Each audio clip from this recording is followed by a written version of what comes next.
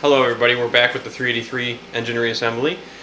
We got Kevin here. You've seen him in other videos from Rick Quadruple Threat Zero, so you've seen him in other shenanigans that we do. So he's helping me out today. We're getting the pistons back into this 383. We've done 7 of them so far. We're going to finish it up today and do a little quick video on how to assemble the piston rod rings and put it back in the block.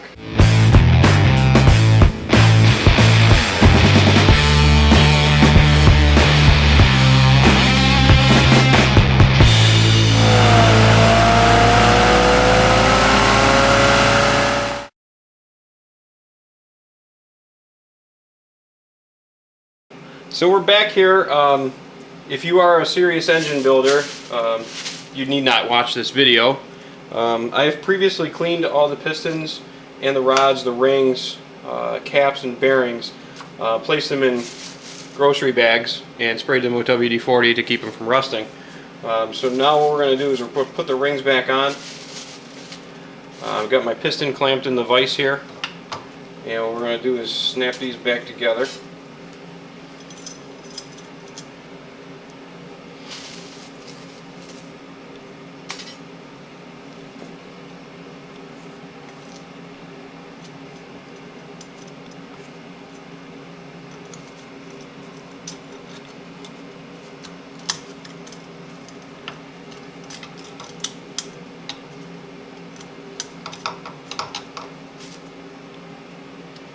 Oil control rings on.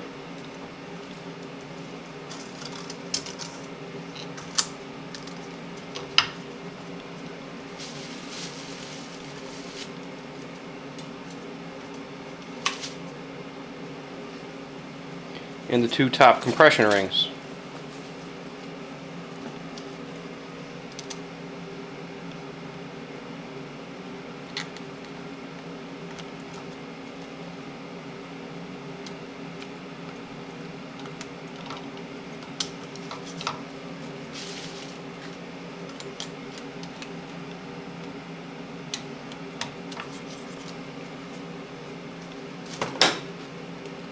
Always use a clean bench so you know where everything is and it's nice and organized. You can sense the sarcasm. So now we got the rings on, we'll get the assembly out of there.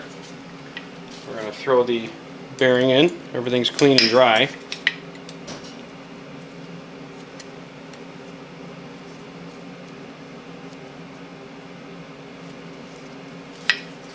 And then we'll go put it in the block.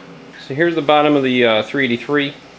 We're going to be rolling this engine over a little bit and show you the video from the top side. Try and get a little bit of everything on these short clips. So what we're going to do is put some assembly lube on the bearings surface, and we're going to put some 80-90 gear oil down the cylinder bore and on the rings.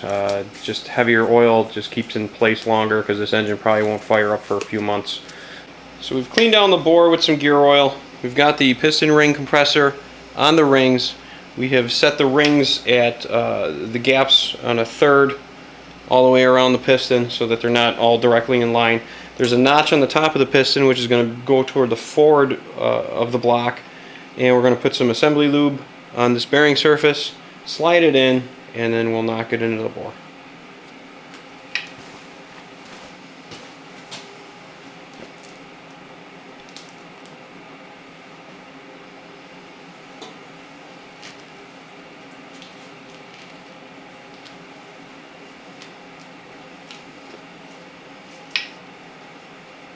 Oh, you got the rubbers?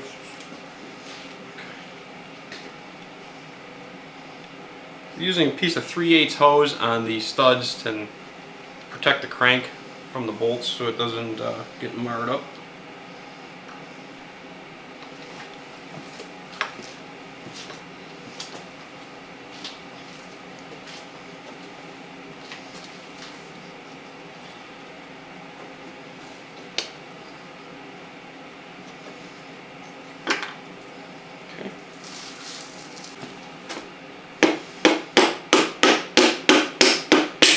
So we got the rings just past the top of the block, and we'll take a look underneath.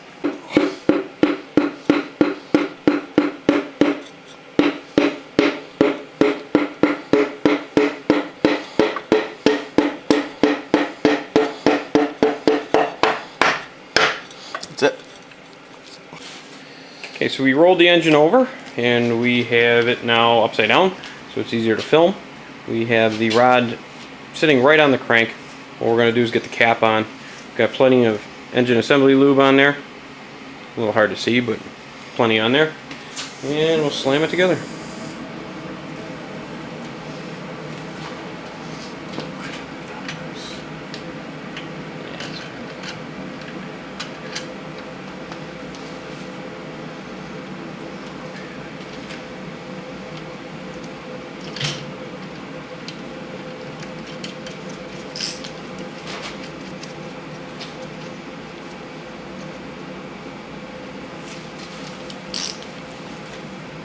Get in there with that rod. Just turn a little bit.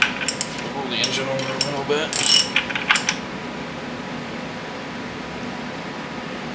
Good.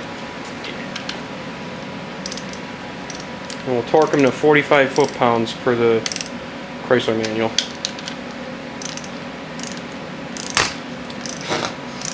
Professional. Live action, action, action.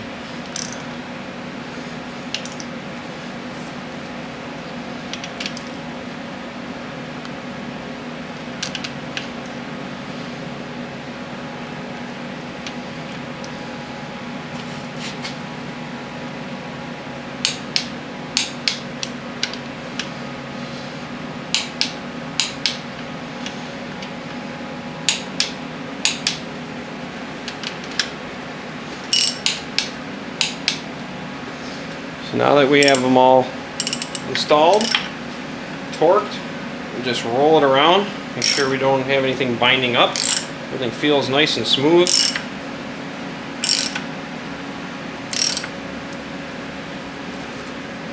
And we're good.